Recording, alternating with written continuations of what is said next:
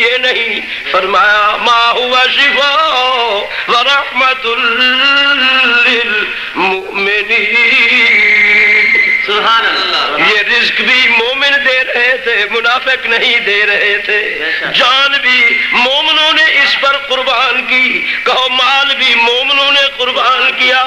جب مومنوں کی سردار نے اعلان فرمایا کوئی ہے اللہ کے دین کے لیے مالی خدمت کرنے والا، سیدنا عثمان غنی کھڑے ہو گئے، فرمایا یا رسول اللہ میں خادم ادنا حاضر ہوں، 500 اونٹ لدا ہوا سامان کا لکھ لو۔ صحابہ انتظار کر رہی ہے، اب سید الکونین دوسری طرف منہ پھیرے گے، ایک کہتا ہے میں اٹھنے کے لیے تیار تھا، دوسرے نے کہا کہ میں اٹھنے کے لیے تیار تھا۔ نبی نے ایسے منہ پھیر کر فرمایا کوئی اور ہے؟ حضرت طلحہ فرماتے ہیں میں نے دیکھا اوپر سے حضرت عثمان غنی نے چھلانگ لگائی، سامنے کھڑے ہو کر سارے دیکھ رہی ہے، عرض کی یا رسول اللہ میں حاضر ہوں، 500 اونٹ اور بھی لکھ دو۔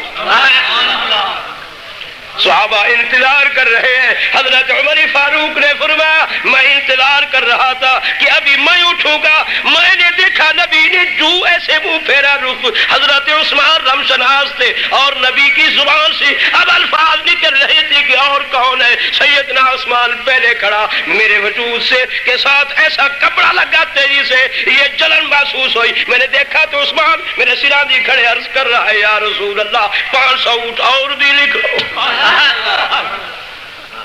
15ویں صدی کے مسلمانوں، اگر تمہاری یارو یاری بھاجو بھاجی میں ہزاروں خرچ ہو سکتے ہیں، 5 رتیہ اگر قرآن کے لیے دے گئے یہ کوئی بڑی بات نہیں، مگر میں آپ کو مبارک دیتا ہوں جتنا تو نے لاکھ خرچ کر دیا، پا لیا پرانا ہو گیا، کھا لیا وہ فنا ہو گیا، جو خدا کے گھر میں دے دیا وہ جمع ہو۔